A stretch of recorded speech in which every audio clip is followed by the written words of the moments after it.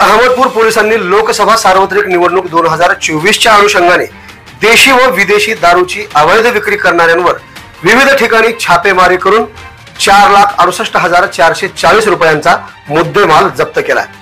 थोडक्यात माहिती अशी की 4 मे रोजी सहाय्यक पोलीस अधीक्षक नवदीप अग्रवाल यांनी लोकसभा सार्वत्रिक निवडणूक 2024च्या अनुषंगाने पोलीस स्टेशन अहमदपूर हद्दीत देशी व विदेशी दारूची विक्री करणाऱ्यांवर कार्यवाही करण्यासाठी अहमदपूर येथील विशेष पोलिसांचे पथक नेमले।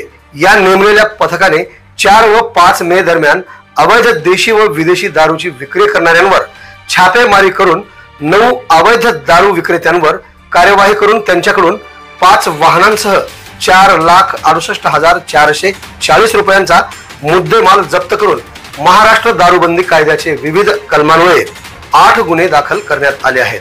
ही कार्यवाही पोलीस अधीक्षक सोमय मुंडे, अप्पर पोलीस अधीक्षक डॉक्टर अजय देवरे तसेच उपविभागीय पोलीस अधिकारी मनीष कल्याणकर यांच्या मार्गदर्शनाखाली पोलीस स्टेशन अहमदपूर येथील प्रशिक्षणार्थी सहाय्यक पोलीस अधीक्षक नवदीप अग्रवाल व त्यांच्या डीबी पथकातील police Naik Tanaji Aradwad, police constable Rajkumar Dabetwar, Paraji Puthewad, Bapurao Dhulgande, Rupesh Kajjewad यांनी ही कार्यवाही केली आहे।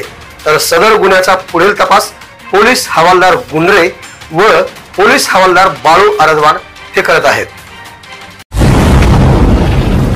आवाज बहुजनांचा।